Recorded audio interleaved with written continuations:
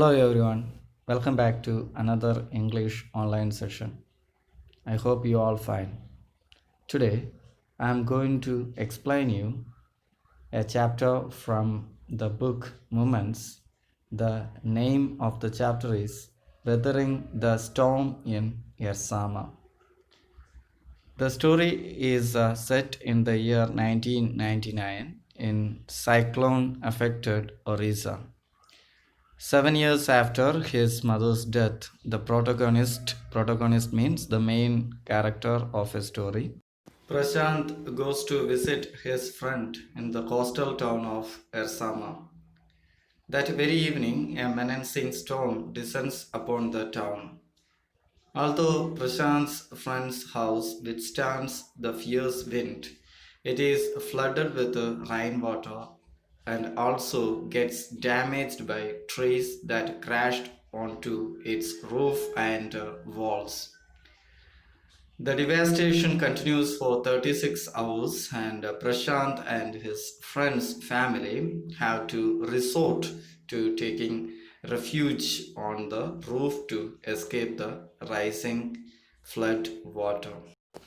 This story is about a young man's struggle and how he overcame all the difficulties he faced.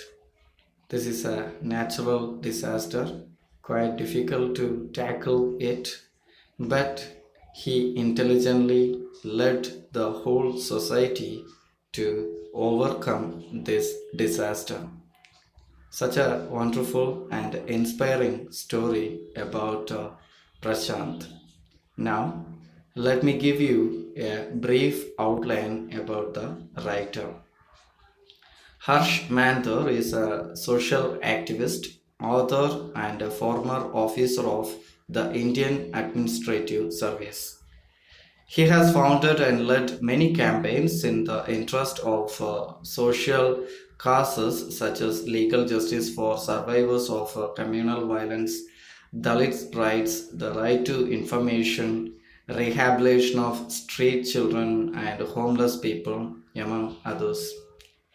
He serves as a director in the Center for Equity Studies and is also Special Commissioner to the Supreme Court in the Right to Food case. He has taught at many prestigious Indian as well as international institutions. Some of his books include Ash in the Belly, India's Unfinished Battle Against Hunger, and Unheard Voices. Stories of Forgotten Leaves. He regularly contributes articles to leading newspapers including The Hindu and Hindustan Times. Through his books and articles, Manthur speaks of important social issues in India, such as communalism, poverty, and caste discrimination, among others. So, these are the few details about the writer. Now, let's see how the protagonist Prashant worked very intelligently and creatively to overcome this disaster. Prashant was a native of a village in the coastal state of Odisha. On 27th October 1999, he was on a visit to a friend in Ersama, which is a small town in Odisha and a block headquarters in Jagatpura district. His village was at a distance of 18 kilometers from Ersama. He had lost his mother 7 years ago. That day, a strong storm gathered in the evening. Furious wind, accompanied by continuous rain, lashed the place. Screams could be heard as trees got uprooted and destroyed the houses as they fell on them.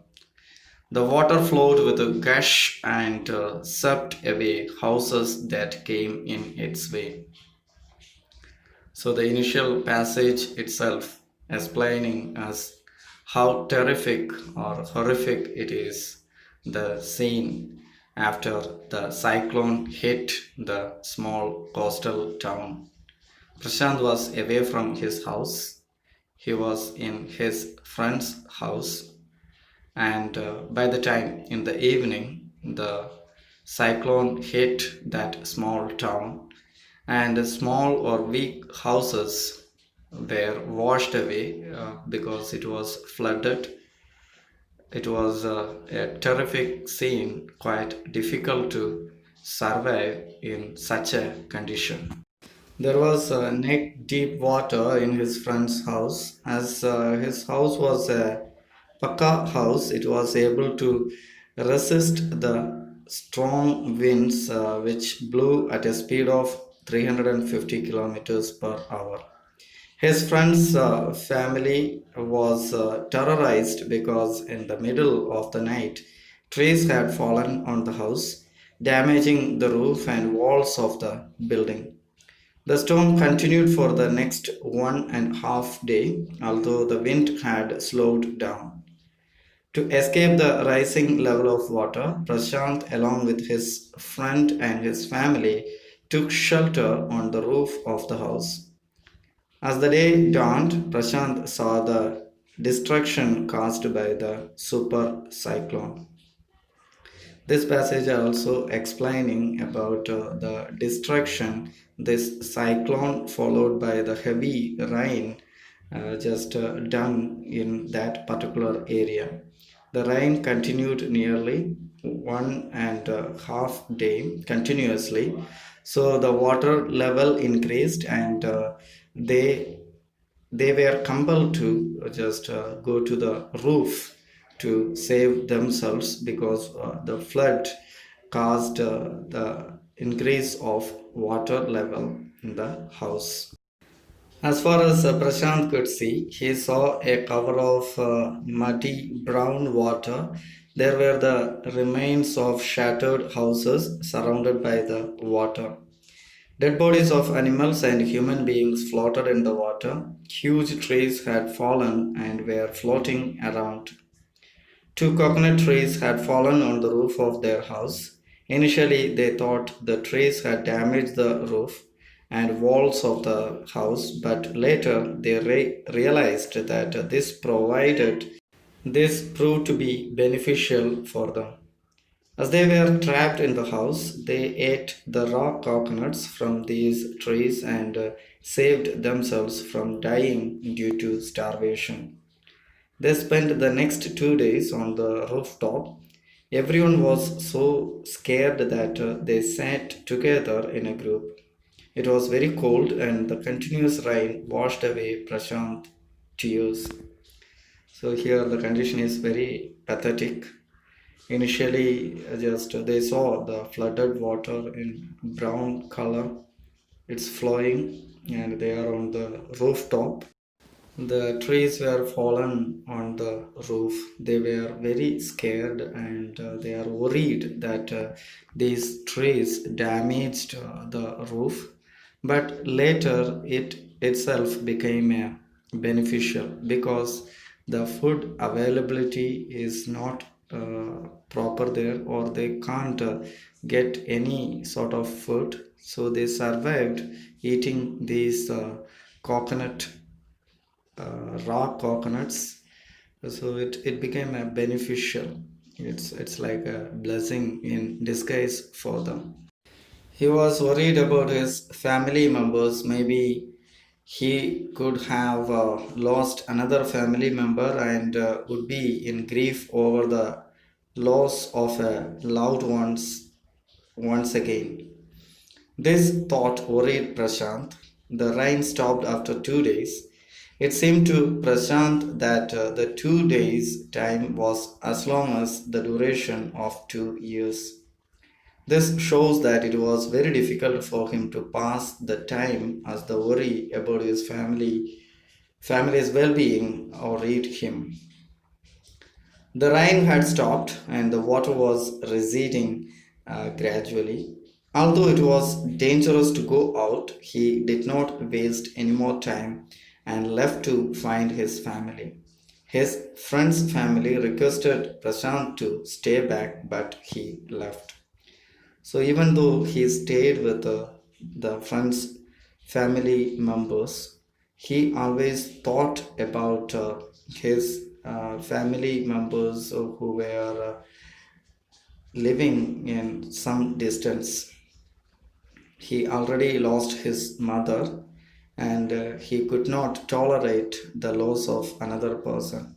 So 2 days he just passed those 2 days with a lot of worries that when the water recedes, immediately he decided to go back to his village and check everyone were safe. The friend's family, they requested him to stay back a few days because it is dangerous to go to the village. The electricity connections or the other things are not proper, and many dangers he has to face on the way. So they tried to stop him, but he left because he concerned about his family. With the help of a long stick, Prashant started the 18-kilometer long journey back home. As he passed through the flood water, the journey got inscribed in his mind forever. He had to use the stick to guide him and find the path where the water was shallow or shallower. At some places, the water was waist deep, and his pace slowed down. At some places, he lost a track of the road and had to swim to save himself from drowning. After some time, he was relieved as he got the company of two friends who, along with their uncle, were returning to their village. All of them proceeded together. As the group proceeded, they got to see horrible scenes. They had to push dead bodies of human beings and animals which were being swept around with the current of the water. As they crossed villages, not even a single house was seen. As Prashant's fear grew, he wept loudly. He was sure that his family members would not have survived the disaster. Here again, this passage is describing how his journey was. It was horrible. He had to face a lot of dangers. He lost tracks again. He just swam to come back, avoid drowning. Finally, he met a few people from his village. They together just continued their journey. In between, he lost his hope that his family members may survive because he just seen a lot of dead bodies, and the houses were destroyed in the villages they were passing. And he was more sure or more certain that his family may not survive this disaster. He is just losing his hope on this journey. It is very difficult to travel because he has to swim in some parts. He doesn't know where the road or the other places. So sometimes it is quite difficult to travel. Waist deep water, or some places are very deep, so he has to swim, avoid drowning. It is dangerous to him, but his only thought is that he should reach his village and check whether his family members are safe or not. When Prashant reached his village, Kalikuta, he became numb on seeing the remains of his house. Their belongings were scattered in the water, and some things hung on the branches of the trees, just above the flood water. He decided to look for his family at the shelter set up by the Red Cross Society. At the Red Cross shelter, he saw his maternal grandmother.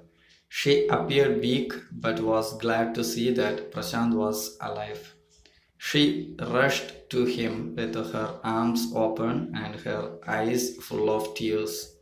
It was a miracle for her, as the family had thought that Prashant would not have survived the storm. As Prashant's extended family came to know that he had come, they gathered around him and hugged him in relief. Prashant saw that everyone was worried and injured. He met his siblings, uncles, and aunts. So here we understood. Fortunately, his family, the grandmother, uncle, his siblings, his cousins, everyone survived this disaster. But this disaster damaged everything, their house, each and every property they have, it damaged like anything. But each and everyone survived in his family. They are very happy to meet Prashant again. They thought he just died in this disaster. The same way Prashant thought about his family. They reunited and they became very happy to find each other. The next morning, Prashant realized that he had to get over his emotions and take charge of the situation. The huge crowd of around 2,500 people in the shelter was full of sadness as they had lost everything in the storm. 86 people had been killed by the super cyclone. They had been at the shelter for the last 4 days. They had been eating raw coconuts, but now these were insufficient for the large number of people. Prashant, who was very young at the age of 19, decided to lead the crowd of distraught villagers. He formed a group of villagers, including the elders and the youth. They planned to force the local merchant to give them the stock of grains and rice to feed the people.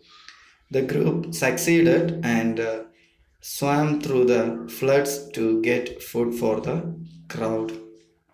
So here we can see the leadership of this young man, Prashant. So he just overcame his emotions and started acting wisely. He understood that they cannot continue there like this for a long time. The main problem they faced was a lack of food.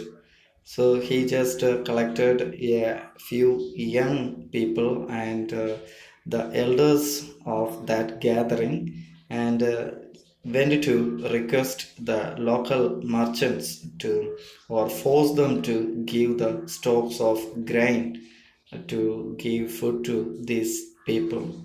And he led these people and when they just swam in the flood to collect these grains and bring back to the shelter.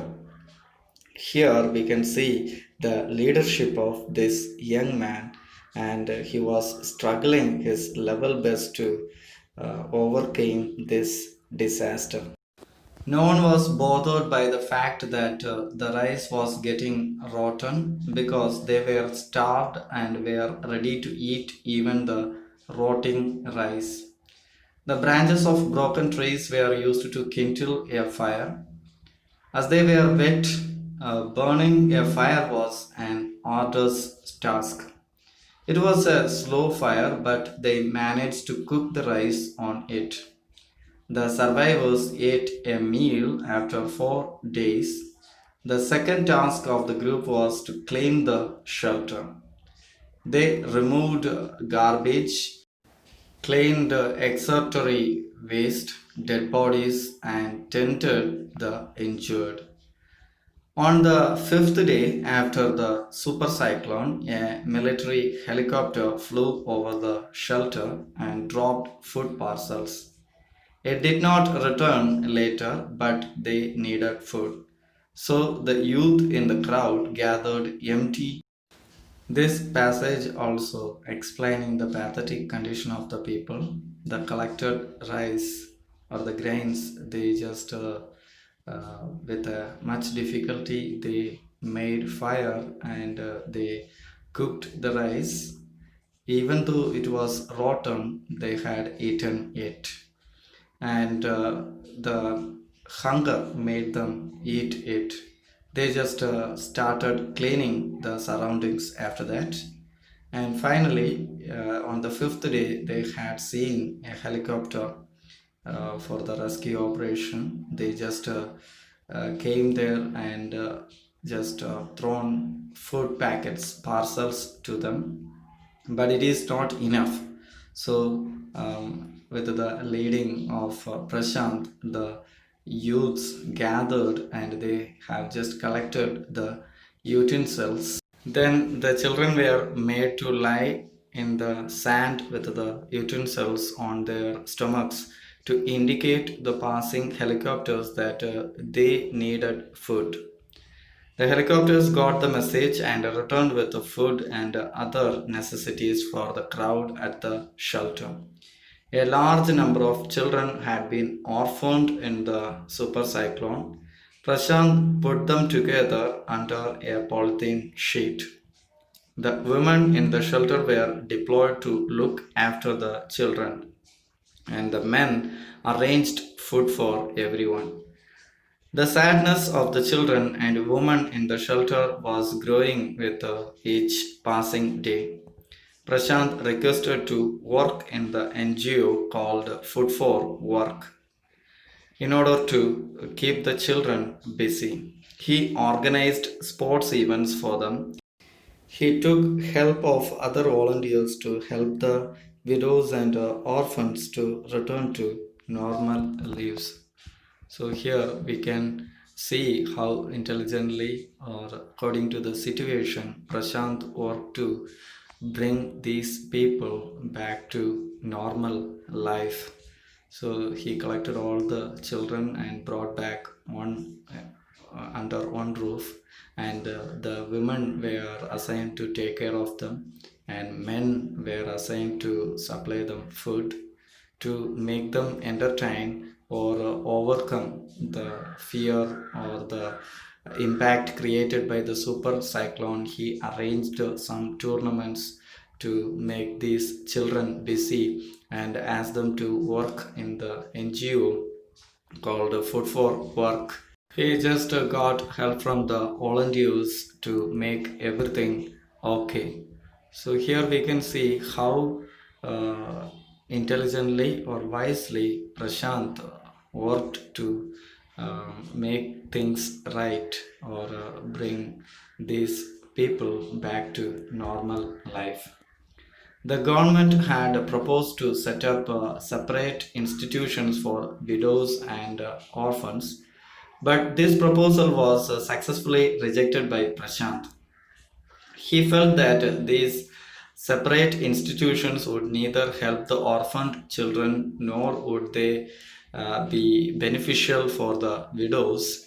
These volunteers wanted to settle the orphaned children and widows in foster family where they would get love and security. After 6 months of the disaster, Prashant has come out of the grief of losing his mother because he was engrossed in helping others that he forgot his pain. All the widows and orphans looked up to him in their time of grief, and so he learned to come out of his gloom and smiled.